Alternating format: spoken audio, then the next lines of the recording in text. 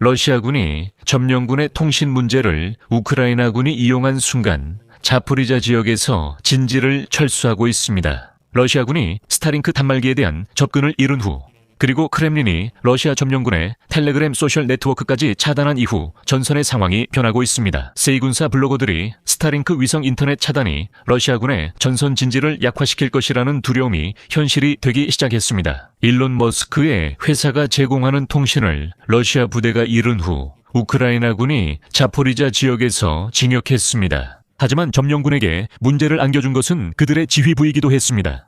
러시아 군사 블로거들은 지금 러시아에서 텔레그램이 차단되면 전선의 러시아군의 치명적인 결과를 초래할 것이라고 크게 외치고 있습니다. 러시아인들은 텔레그램으로 소통하지만 크렘린은 점령군이 텔레그램을 쓴다는 걸 믿을 수 없다고 공개적으로 밝혔으며 그런 일은 없다고 했습니다. 동시에 딥스테이트 프로젝트는 러시아군이 여러 방향에서 공격을 멈추지 않고 있지만 우크라이나군이 자포리자 지역의 오레오브 방향에서 성공을 거두었다고 전했습니다. 우크라이나군은 자포리자 지역의 프리모르스코에와 루키아노프스코에 마을에서 러시아 보병 부대의 침투를 저지했습니다. 전체적으로 이번 방송에서 우리는 전선의 상황을 종합적으로 살펴보겠습니다. 제 이름은 알렉세이 피치입니다. 함께 이 주제에 대해 이야기해봅시다.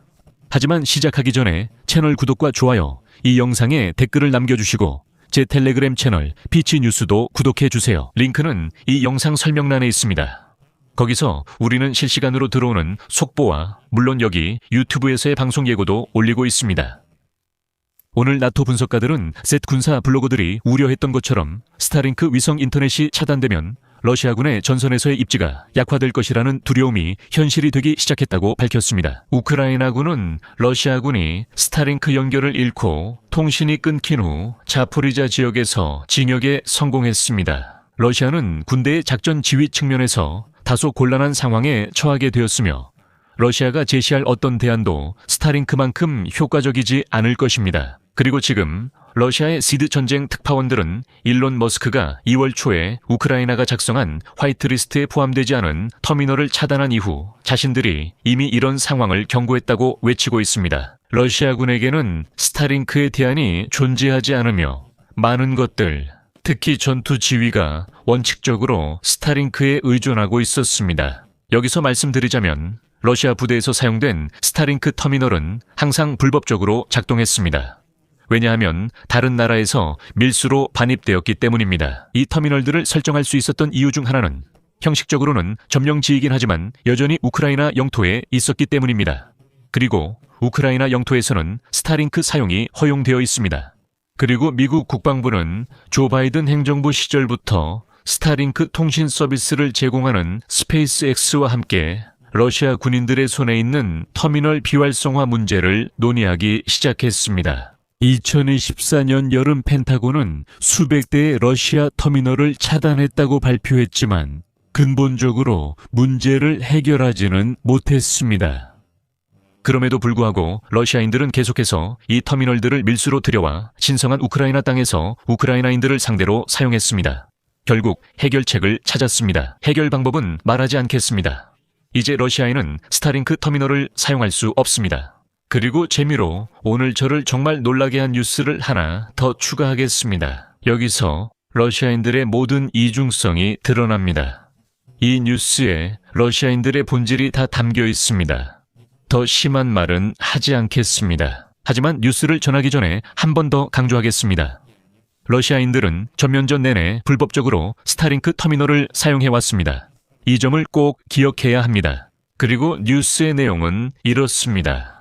러시아와 이란이 유엔에서 스타링크가 국제법을 위반하고 있다고 주장했습니다. 러시아와 이란 대표들은 유엔 평화적 우주 이용위원회 회의에서 스페이스X의 위성 네트워크인 스타링크를 비난했습니다. 일론 머스크가 국제법을 위반했다고 주장하며 그의 활동이 상업기술과 군사기술의 경계를 흐리고 있다고 밝혔습니다. 러시아는 새로운 위성의 수를 제한하고 상업용 위성 주파수의 군사적 사용 규칙을 명확히 하기 위한 국제 협상을 요구했습니다. 그러니까 러시아인들이 첨단 서방 기술에 대한 접근이 차단되자마자 그 기술들이 국제법 위반이 되었다는 겁니다. 그런데 러시아인들은 그 기술들을 4년 동안 불법적으로 사용해왔죠. 알고 보니 그들은 위반한 것이 없었고 모든 게 괜찮았습니다. 하지만 스타링크가 차단된 직후 우크라이나군은 전투 활동이 감소한 것을 확인했습니다.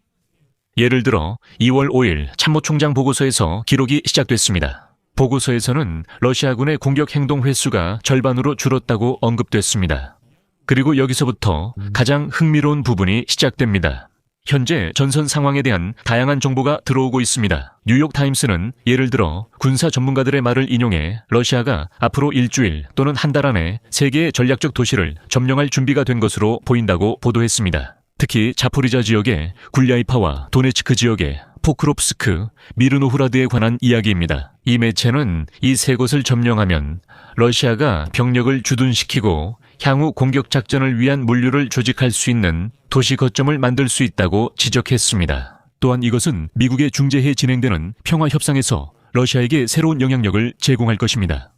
전문가들은 지난 1년 동안 러시아군의 징역이 얼마나 더뎠는지를 감안할 때 러시아가 이러한 성과를 빠르게 추가 영토 확장으로 이어가기는 어려울 것이라고 말합니다. 하지만 모스크바는 평화 협상 과정에서 비록 징역이 느리더라도 결국에는 불가피하다는 점을 입증하는데 이러한 성과를 활용할 수 있을 것입니다. 그리고 우크라이나는 나중에 피비린내 나는 전투에서 영토를 잃는 것보다 지금 협정의 일환으로 영토를 양보하는 것이 더 낫다는 점을 강조할 수 있습니다. 이것이 바로 블라디미르 푸틴이 지난 1년 동안 도널드 트럼프에게 계속해서 주입해온 이야기입니다. 비록 이것이 사실과는 다르지만 지금 모든 관심은 자포리자 지역의 굴야이폴레에 쏠려 있습니다.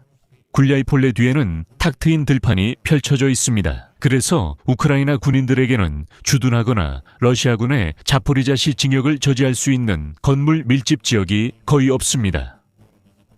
굴야이폴레에서 서쪽으로 약 60km 떨어진 곳에서 러시아군은 자포리자시 외곽에 접근하고 있습니다. 전투 지도에 따르면 러시아군은 자포리자시 남쪽 입구에서 약 24km 떨어진 곳에 위치해 있습니다. 하지만 같은 시기에 딥스테이트 프로젝트는 우크라이나군이 오레오브 방향에서 성과를 거두었다고 전했습니다. 우크라이나군은 자포리자주 프리모르스코에와 루키아노프스코에 마을에서 러시아 보병 부대의 침투를 저지했습니다. 그러니까 러시아군만이 전진하고 있다고 말하는 것은 옳지 않습니다. 하지만 스타링크 단말기에 관한 소식과 관련해서 다행히도 크렘린 자체가 점령군의 삶을 매우 어렵게 만들고 있다는 점을 덧붙여야 합니다. 여러분도 아시다시피 크렘린은 텔레그램 소셜 네트워크를 금지하기로 결정했고 현재 그 작동을 적극적으로 차단하고 있습니다. 그래서 러시아 군사 특파원들은 화를 내며 화요일에 로스콤나드조르가 발표한 텔레그램에 대한 제한 조치로 인해 신성한 우크라이나 땅에 있는 수천 명의 러시아 군인들이 통신이 끊길 것이라고 말했습니다. 징역이 진행 중인 상황에서 이는 치명적인 결과를 초래할 것입니다. 러시아 군사 특파원들은 예를 들어 드론과 싸우기 위해 만들어진 기동 화력 부대의 경우라고 확신합니다. 텔레그램은 오랫동안 유일한 소통 수단으로 남아 있었지만 크렘린은 이를 차단하기로 결정했습니다. 하지만 웃긴 건 크렘린에서는 텔레그램 사용 제한이 우크라이나에서 러시아군의 협조에 영향을 줄 수 있을지 의심했다는 점입니다. 크렘린 대변인 피스코프가 이렇게 말했습니다. 인용합니다. 저는 전선에서의 통신이 텔레그램이나 어떤 메신저를 통해 이루어진다고 상상하는 건 어렵고 불가능하다고 생각합니다.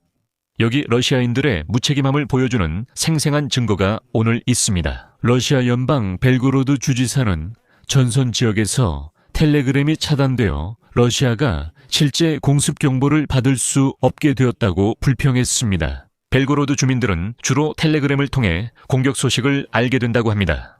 이에 대해 크렘린에서는 상황을 인지하고 있으며 유감만을 표명했습니다. 어쩔 수 없죠. 이런 법을 블라디미르 푸틴이 통과시켰으니까요. 그러니 러시아인 여러분 그냥 기뻐하세요. 여기서 말을 줄이겠습니다. 여러분의 의견과 생각을 이 영상 아래 댓글로 남겨주세요. 채널 구독과 알림 설정 그리고 좋아요도 잊지 마세요. 이번 영상이 여러분께 유익하고 흥미로웠다면 영상 설명에 있는 링크나 계좌로 후원이나 구독을 통해 저희 유튜버의 활동을 지원하실 수 있습니다. 여러분의 지원에 감사드립니다. 오늘은 여기까지입니다. 건강 유의하시고 모두 안녕히 계세요.